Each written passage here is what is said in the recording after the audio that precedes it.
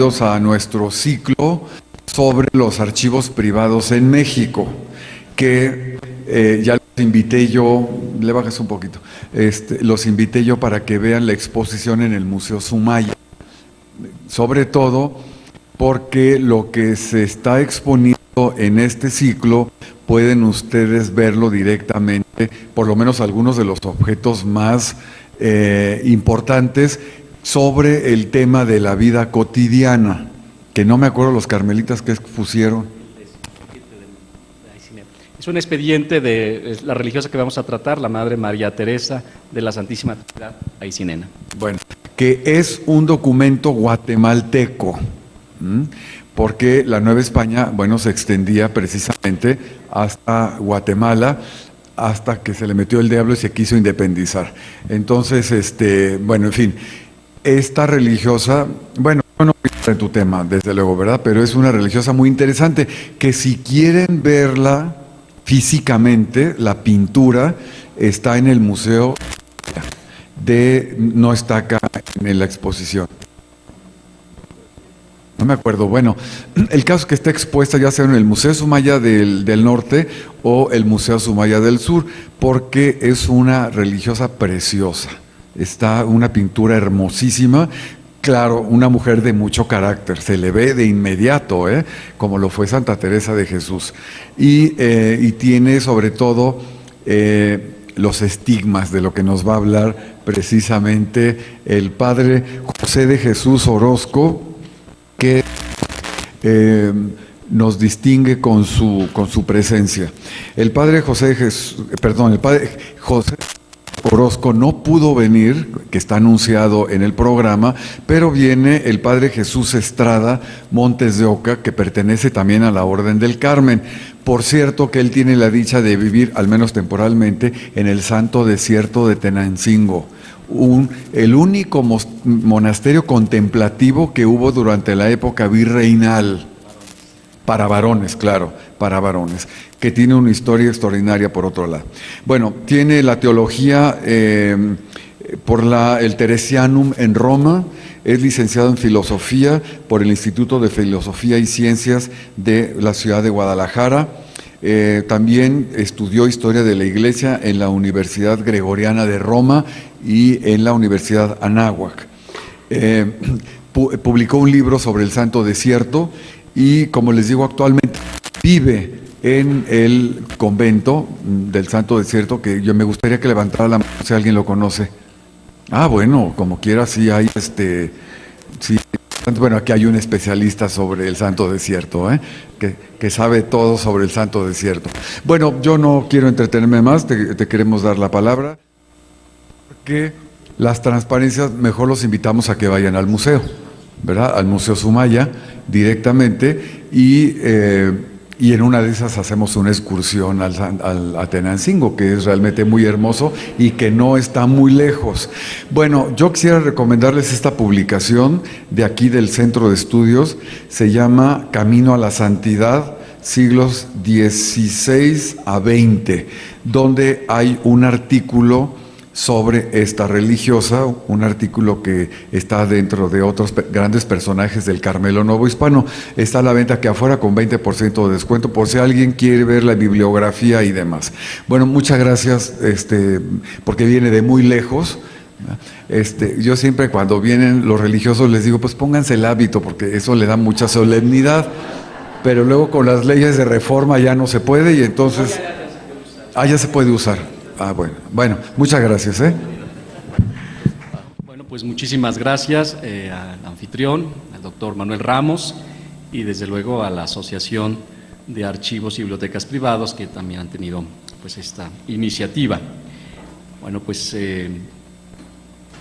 parto de que en nuestro archivo histórico de los Carmelitas Descalzos de México tenemos un expediente sobre una monja también de la Orden del Carmelo Descalzo.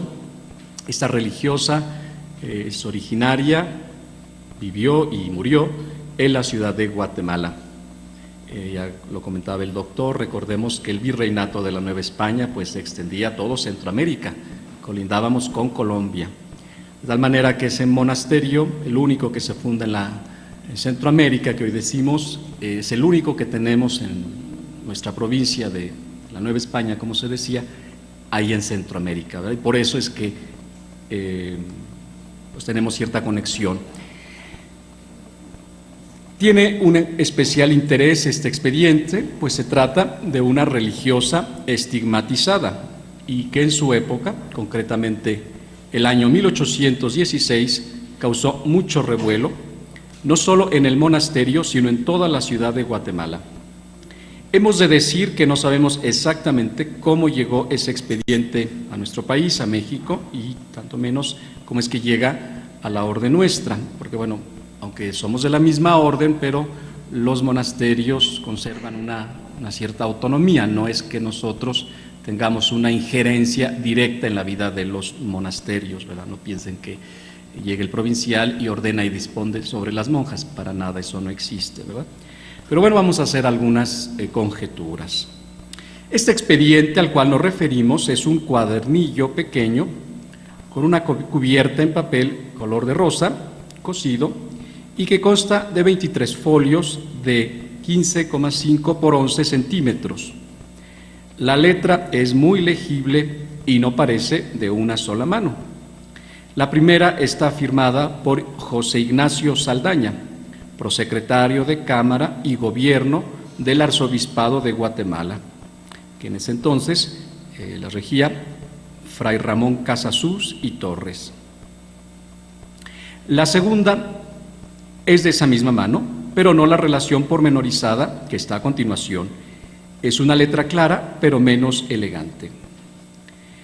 El expediente en cuestión consta de 3 cartas y una relación pormenorizada de los sucesos extraordinarios que se han observado en la Reverenda Madre María Teresa de la Santísima Trinidad, religiosa carmelita descalza de nuestro convento de Guatemala, desde el primer viernes de Cuaresma hasta el día de hoy.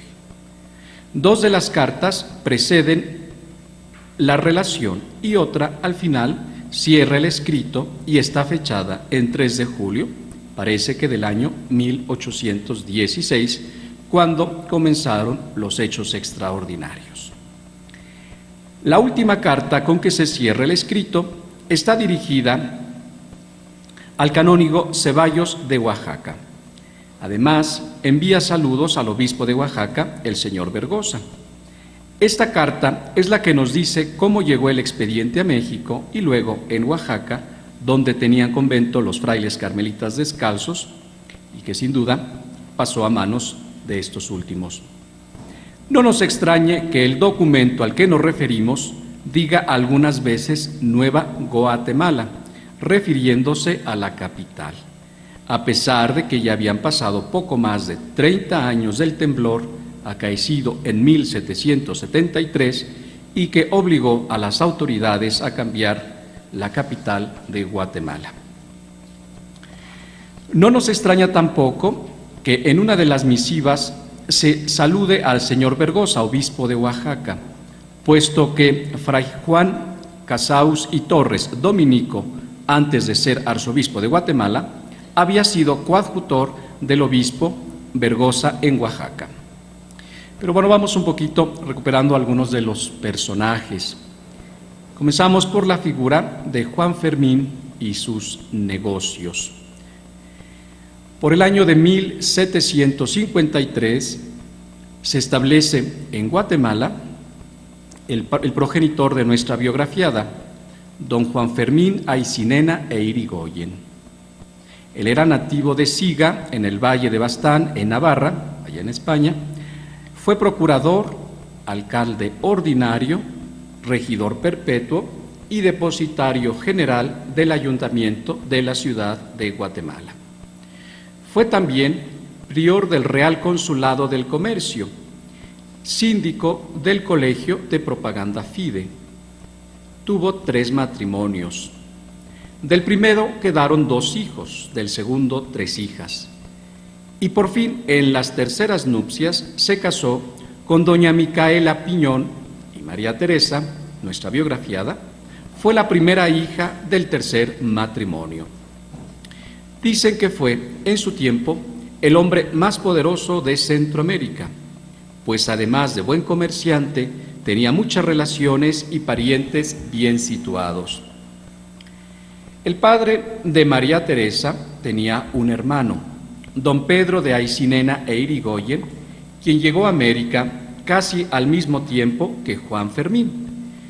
También él se convirtió en un prominente mercader cónsul en Veracruz y la Ciudad de México, antes de retirarse a Cádiz, allá en España, por la década de 1780. Tenía también un primo, Pedro Bernardo de Irigoyen, alcalde mayor electo de Jicayan, o sea, gente muy bien posicionada en la entonces Nueva España y en particular en la Capitanía General de Guatemala. Al mismo tiempo, apoyó la migración de al menos dos sobrinos, Pedro de Aycinena y Pedro de Beltranena, quienes se convirtieron en sus socios de negocios y miembros de la élite comercial centroamericana por derecho propio. Aycinena entró agresivamente en el floreciente negocio de la exportación de índigo al ofrecer préstamos a los productores y al exportar el tinte y otros productos a Cádiz y a la Ciudad de México. También importaba bienes desde España y Nueva España, México, e invirtió en las minas de plata en Honduras. Además, adquirió algunas fincas, especialmente plantaciones de índigo salvadoreñas, muchas a partir de juicio hipotecario, no sin aparente desgano. Después de los devastadores terremotos de 1773, que dañaron severamente a Santiago de Guatemala, hoy también llamada Antigua, don Juan Fermín apoyó el traslado de la capital del reino a la sede actual, la ciudad de Guatemala. Consecuentemente, fue nombrado en 1776 el administrador general del traslado de la capital. Al tiempo que le fue otorgado el control sobre las rentas de la alcabala y sobre la distribución del trabajo y otros recursos por una década. Por todos sus servicios a la corona y a la capitanía de Guatemala, fue nombrado primer marqués de Aycinena hacia el año de 1780. Y en cuanto a sus descendientes, bueno, ¿qué podemos decir? A lo largo del siglo XIX, los hijos y nietos de Juan Fermín jugarán papeles muy importantes tanto en Guatemala como en España. Su hijo Vicente, nacido en 1766 y muerto en 1814, heredó el título de segundo marqués de Aycinena, mientras que José, nacido en 1767 y muerto en 1826, fungió brevemente como intendente de San Salvador por el año de 1812, antes de convertirse en un miembro del Consejo Español de las Indias y el Consejo de Estado entre los años 1814 y 1823. Mariano, nacido en 1789 y muerto en 1855, jugó un papel central de la independencia centroamericana y la subsiguiente corta anexión a México. Él surgió como cabeza del segundo grupo guatemalteco en 1826 y fue enviado al exilio por Francisco Morazán el año 1829. El nieto de Juan Fermín, Juan José de Aycinena, nacido en 1792 y muerto en 1865, se convirtió en el tercer y último marqués de Aycinena y en el obispo nominal de Trajanópolis y en una relevante figura política e intelectual en la conservadora Guatemala. Su hermano, Pedro de Aycinena y Piñol, nacido en 1802 y muerto en 1897, fungió como ministro del Exterior entre los años de 1854 y 1871. Otros nietos notables fueron el ministro de Gobierno, Manuel Francisco Pavón y Aycinena, nacido en 1798 y muerto en 1855. Bernardo Piñol y Aycinena, nacido en 1806 y muerto en 1881, y que sería arzobispo de Guatemala por el periodo de 1867 al 1871, fecha en que fue enviado al exilio por el liberal guatemalteco Justo Rufino Barrios. También pertenecía a la poderosa familia el padre Miguel José Aycinena y Piñol, que fue provincial de los frailes dominicos, precisamente cuando eran muy tensas las relaciones entre la Iglesia y el Estado guatemalteco, allá por el año de 1826. Y otro miembro del clan Aycinena era un sacerdote del oratorio de San Felipe Neri, de nombre Pedro de Aycinena y Larraín. María Teresa Aycinena, ya en concreto, bueno, ¿de quién se trata? María Teresa, nuestra biografiada, nace el 15 de abril del año 1784 y es el obispo don Cayetano Francos, el arzobispo de Guatemala, quiero decir, que le administra el bautismo y más tarde la confirmación, como se acostumbraba en la época. La madre fue la principal educadora de María Teresa y parte importante de esa formación ocuparía el tema religioso, que coincidía con las prácticas que también se aprendían y llevaban por toda la sociedad y por todo el pueblo. La educación, que comprendía pues las buenas maneras, todo el aspecto de la religiosidad, era quizás lo central en la formación de aquella época. Esto va a influir en la niña, que repetirá lo aprendido a sus hermanos y a otros niños, puesto que realizaba procesiones y otro tipo de funciones religiosas como juegos infantiles. Bueno, en cuanto a la primera comunión de María Teresa, que es un dato importante para ver el camino espiritual de esta mujer, bueno, pues cuando es niña, es educada en el colegio de la Presentación que dirigían religiosas ahí en la ciudad de Guatemala. Prácticamente el día lo pasaba en el colegio y volvía a su casa ya por la noche. Era una especie de internado, o mejor dicho, medio internado. Quizás fueron las mismas monjas con quienes estudiaba las que la prepararon a la primera comunión, que recibió sola, puesto que no se acostumbraba en esa época a hacerlo en grupos de niños, como ahora ya es mucho más habitual, ¿no? Recordemos que en el convento también de las Carmelitas Descalzas de allá de Guatemala hubo un tiempo en que se recibieron niñas formandas, ¿no? Niñas que recibían la instrucción ahí con las monjas. Pero esto terminó toda vez que el gobierno sacó del convento pues a las religiosas y obviamente también a estas niñas, una vez que se consuma la independencia.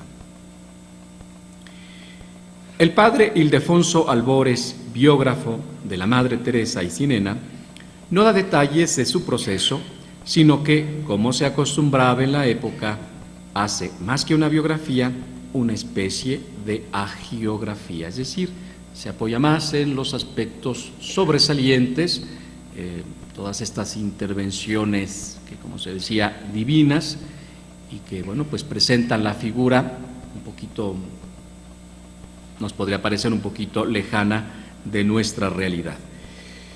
He de añadir que escribió ya un poco tarde, a finales del siglo XIX, exactamente en 1890, cuando nuestra biografiada había ya muerto hacía medio siglo. Sin duda, tuvo a mano material e incluso vivían muchas personas que habían conocido y tratado a la Madre María Teresa y que le servirían de fundamento para su escrito.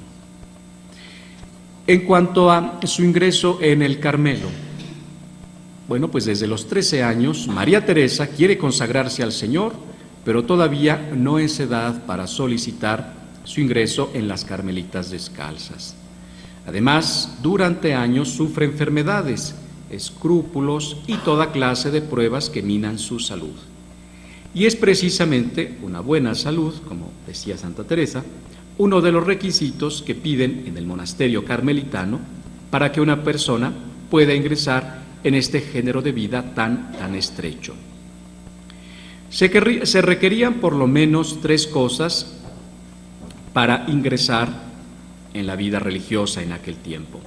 Por un lado, el consentimiento de los padres.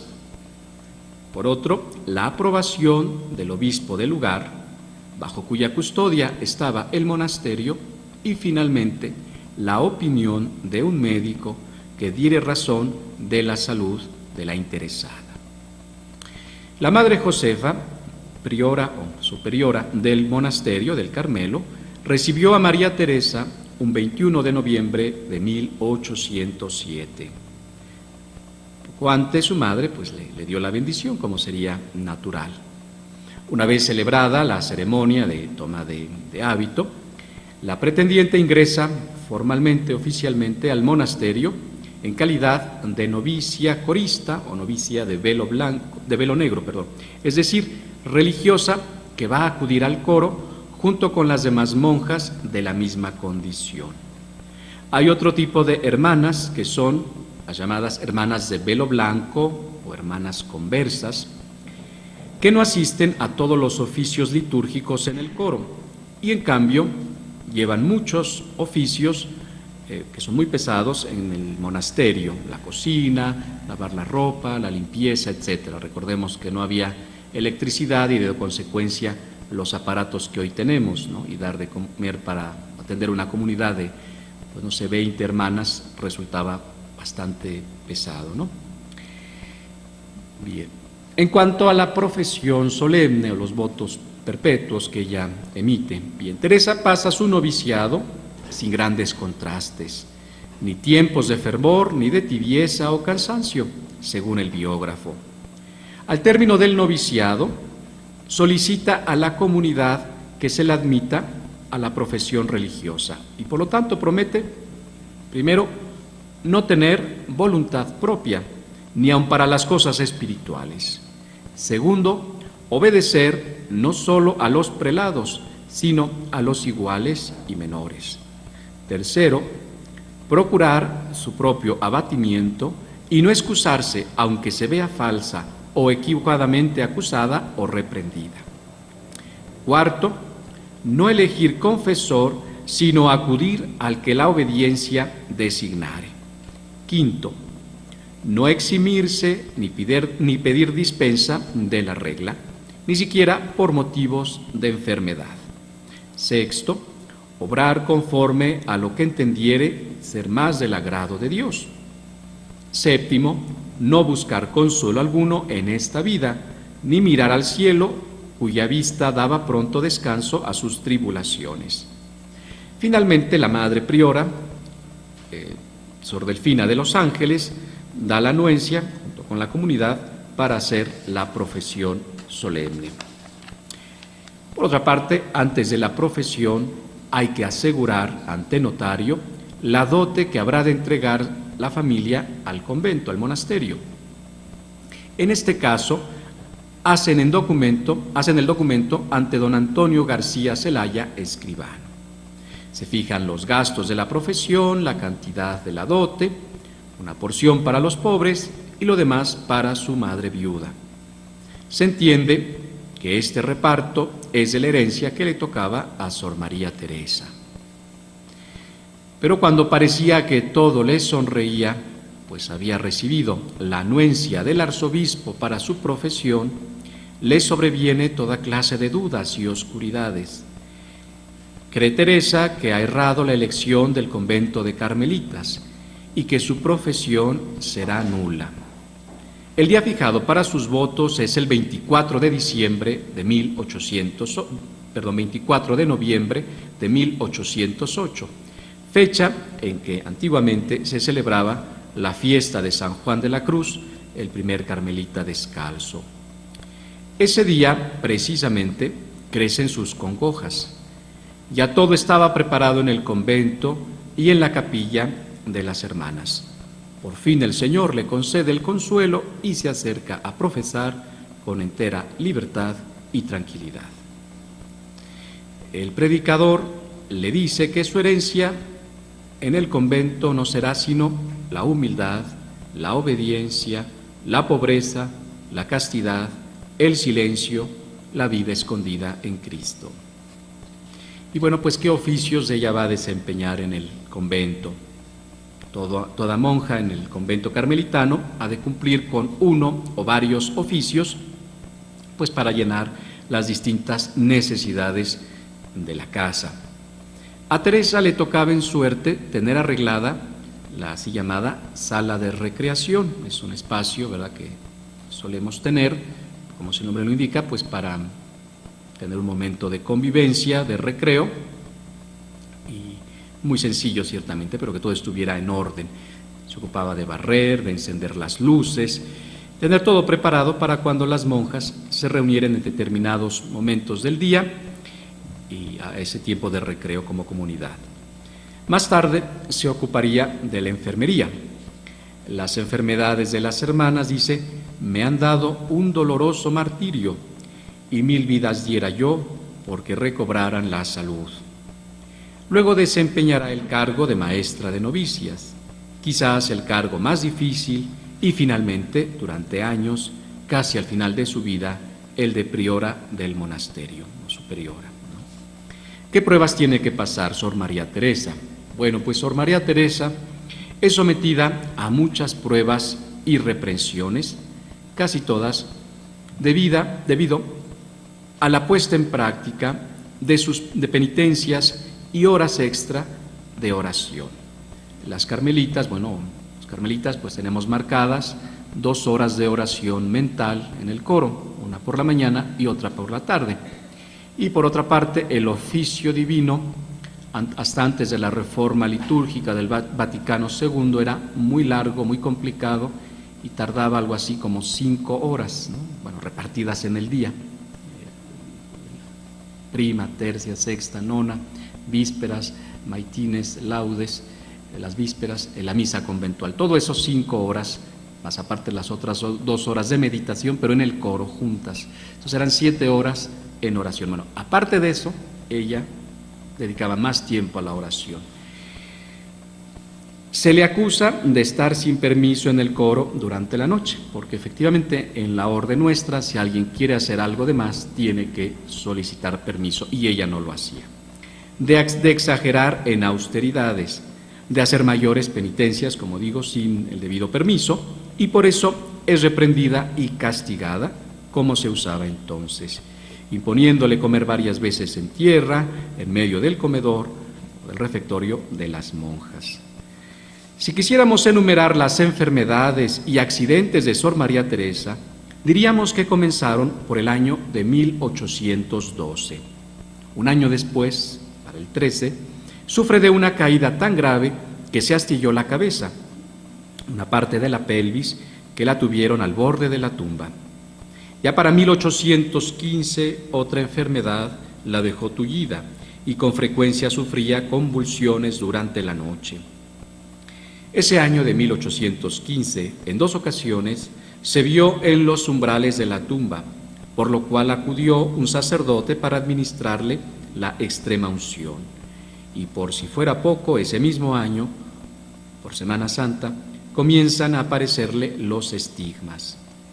Como ha sucedido con frecuencia, esos acontecimientos extraordinarios son recibidos por algunos como verdaderos y por otros, por el contrario, los consideran como falsedades.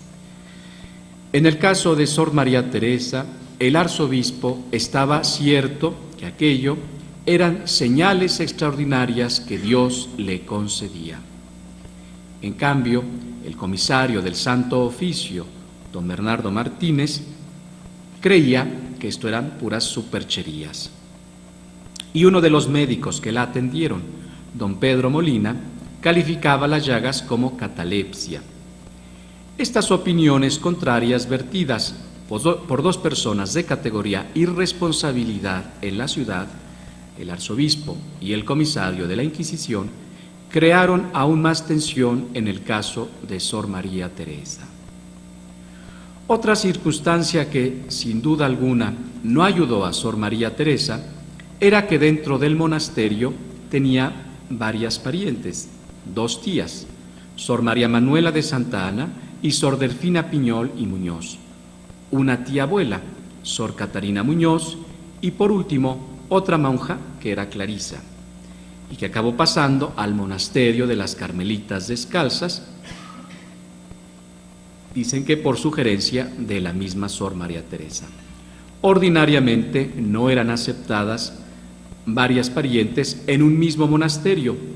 Una de esas excepciones en el siglo XIX precisamente será en Francia, con Teresita o Teresa del Lisieux, Teresa del Niño Jesús, cuyo monasterio habrá 4 hermanas y una prima. Por eso decían despectivamente las Martán, ¿no? Así como con cierto desgano aquí. Bueno, en cuanto a los hechos extraordinarios, a causa de los sucesos extraordinarios que acaecían a Sor María Teresa, el arzobispo Casaús y Torres nombró a varios religiosos para que examinaran su vida, éxtasis, visiones, raptos, suspensiones casi continuas. Estuvieron al pendiente su confesor, Fray Anselmo Ortiz, y los oficiales y el notario del arzobispado. La frecuencia de lo extraordinario en María Teresa provocó que se escribiera mucho sobre ella, aunque todavía muchos escritos andan dispersos, que se multiplicarían en lo que entonces se llamaban reliquias, que consistían en paños con sangre, cruces, corazones, clavos y otras figuras, frases, todo pintado con la propia sangre. Y bueno, pues escuchemos el testimonio del arzobispo. Dice su excelencia: en 5 de abril de 1816, viernes de Dolores por la tarde, a las 4:30, fui a ver la obra de la iglesia de Santa Teresa, y con ánimo de averiguar y ver lo que se me había indicado de que los viernes de Cuaresma estaban más patentes las señales de las llagas en las manos y en los pies de la hermana María Teresa de la Santísima Trinidad. Y continuó el prelado: vi y registré varias veces las llagas de las 2 manos. Estaban casi para brotar sangre por las palmas, muy enrojecidas, y por la parte superior en la mano, con una mancha morada correspondiente, como para reventar y abrirse del todo. Examinando su espíritu y sentimientos, me edifiqué de ver su profundísima humildad, resignación que padece y vergüenza de que la priora y algunas otras hubiesen advertido esto de las llagas y manchas, cuando ella ha estado o arrobada o privada, por más que ha procurado ocultarlas. Y termina el obispo: estoy muy convencido de la sinceridad y verdad con que en todo me ha hablado la hermana María Teresa, y de que Dios la favorece y distingue de un modo admirable. Así lo juzgo y aseguro en Dios y en conciencia, 6 de abril de 1816, Fray Ramón, arzobispo de Guatemala. Terminó la cita. Pero bueno, en cuanto a la opinión de los expertos, de los peritos, bueno, ante esos sucesos tan fuera de lo común, crucifixión, señal de los clavos, corona de espinas, el arzobispo se vio en la necesidad de enviar a otros examinadores, médicos como don Pedro Molina y don Narciso Esparragosa. El examinador Villagelio encargó a varias religiosas del propio monasterio que no la perdieran de vista y seguramente dieran cuenta luego al prelado. Más tarde, Villagelio dejó escrito, justamente el 21 de diciembre de 1821, y dice: no hay ciertamente cosa alguna en los éxtasis de la Madre María Teresa que los haga sospechosos. Al terminar el éxtasis, salía como de un dulce y apacible sueño, y aunque sus penas y tormentos y dolores hubiesen sido los más grandes, continuaba en el ejercicio que por tabla, había un rol, una lista de oficios, le correspondía. Interviene la Inquisición. Tantos fueron los fenómenos extraordinarios que le sucedían a la Madre María Teresa, que hubiera sido extraño que no la delataran a la Inquisición. Y así entonces, el Supremo Tribunal del Santo Oficio, que residía en España, dependiente de él, y como secundario se había constituido el de México, el que a su turno designaba un comisario en la Capitanía General de Guatemala. En el tiempo al que nos referimos, se designó como comisario de la Inquisición al doctor don Bernardo Martínez, maestrescuela de la Catedral de Guatemala. El 2 de septiembre de 1818 ya envió un primer informe muy duro, a decir de testigos, contra la religiosa. Todavía no había hecho pesquisas, sino que se valió solamente de la opinión de unas monjas del mismo convento de la Madre María Teresa, que eran sus opositoras.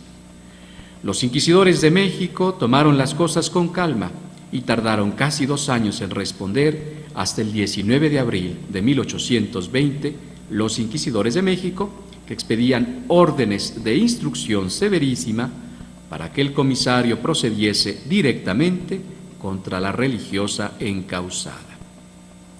Pero antes de que llegara a Guatemala la instrucción enviada desde México, se recibió de La Habana la noticia de que el rey Fernando VII había jurado la Constitución de Cádiz, quedando por consecuencia suprimida la Inquisición en toda la monarquía hispana. Esto detuvo el proceso de la madre, que se anunciaba, como dijimos, severísimo.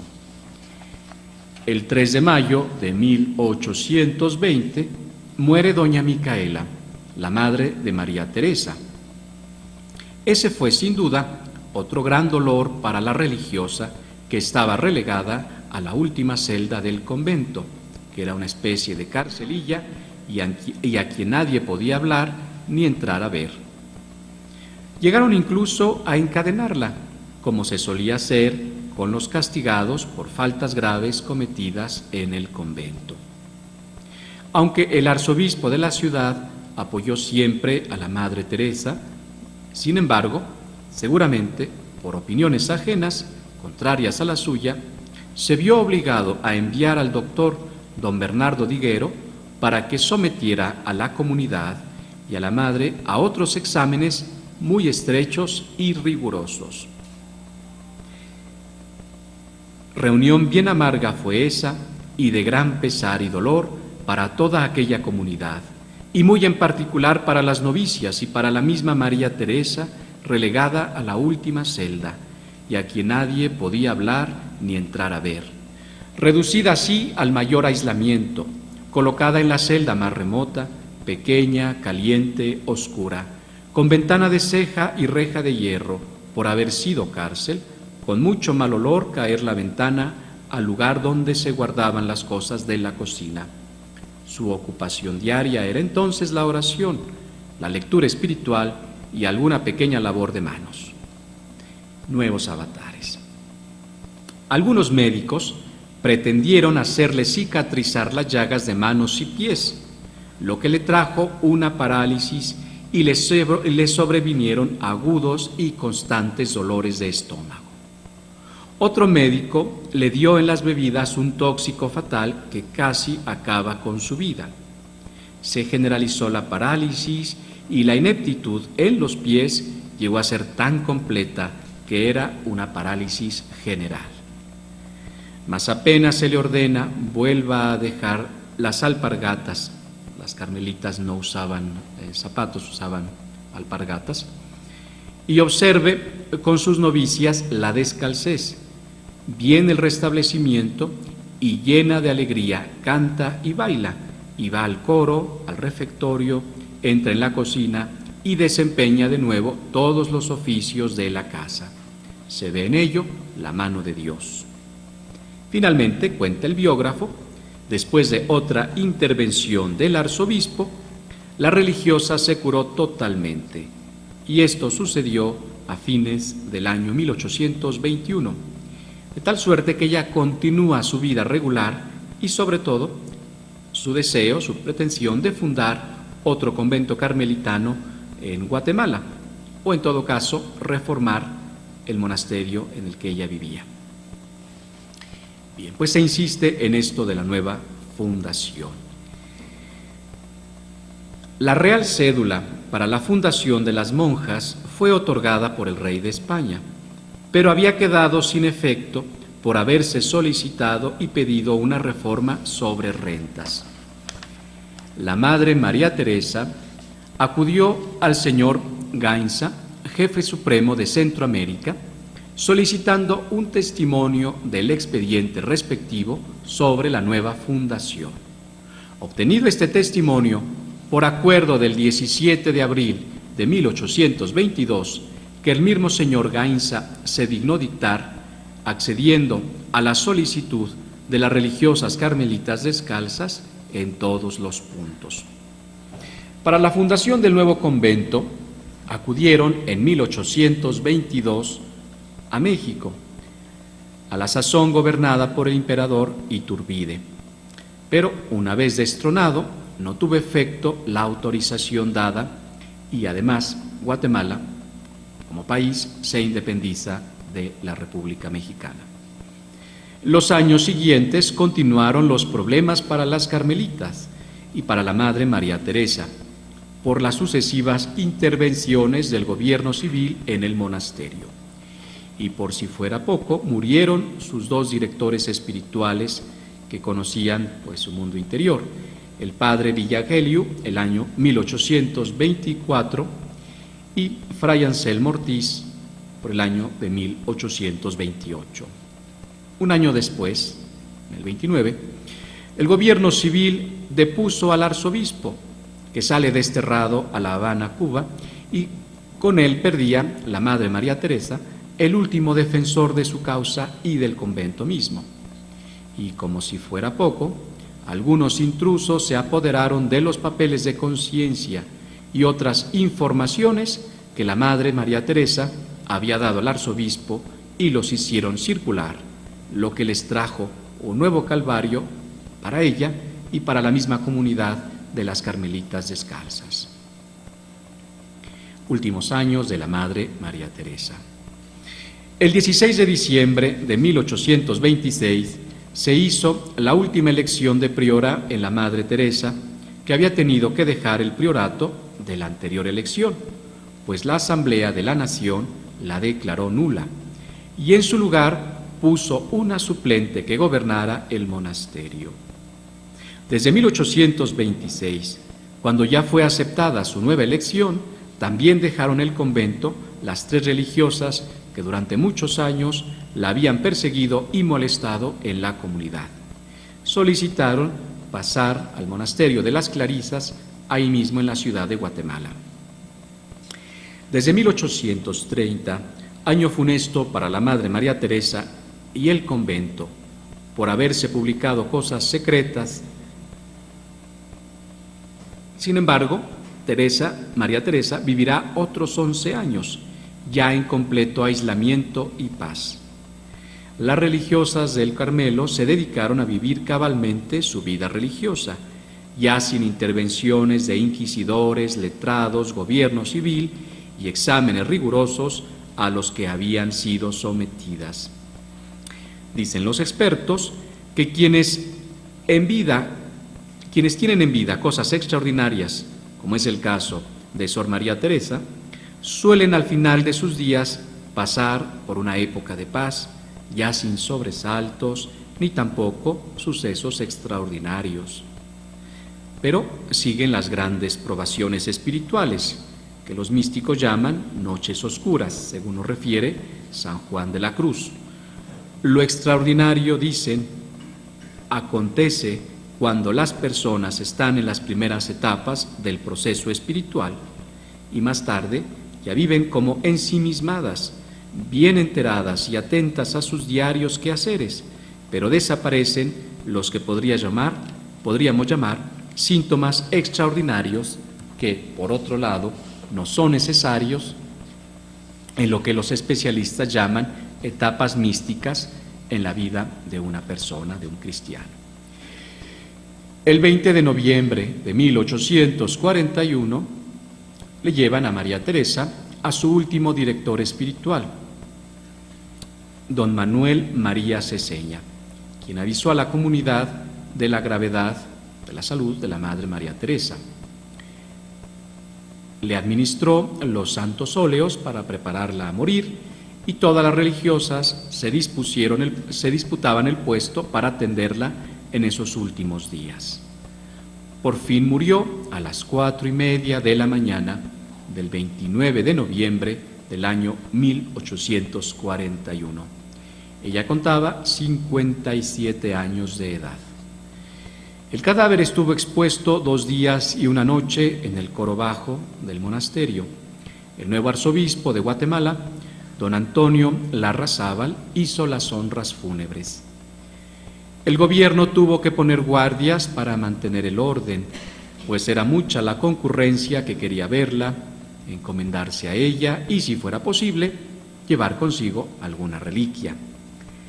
Así acabó la vida de una persona perteneciente quizás a la familia más influyente de Guatemala durante casi 125 años y que ahora, siglo y medio después de su muerte, se investiga para procurar su causa de beatificación, la cual fue abierta hace un par de años, y habiendo los acontecimientos de conjunto y ciertamente bajo otras perspectivas. No olvidemos que la ciencia histórica ha avanzado muchísimo y los criterios en la Iglesia en materia de beatificaciones y canonizaciones pues también se han ido afinando muchísimo, ¿no? Concluimos. La Madre María Teresa Aycinena vivió la parte mejor de su vida en un periodo lleno de convulsiones por la Guerra de Independencia. Los primeros años los había vivido bajo el antiguo régimen y fue entonces cuando comenzaron los hechos extraordinarios que describe tanto el biógrafo como los testigos de la época. Más tarde, le tocó a su comunidad vivir las intervenciones de los jefes políticos, primero gobernantes de Guatemala, la República de Centroamérica, hasta que finalmente logró su principal objetivo, que era fundar formalmente el convento de las Carmelitas Descalzas de la ciudad de Guatemala. Pues así concluyo esta exposición. Muchísimas gracias.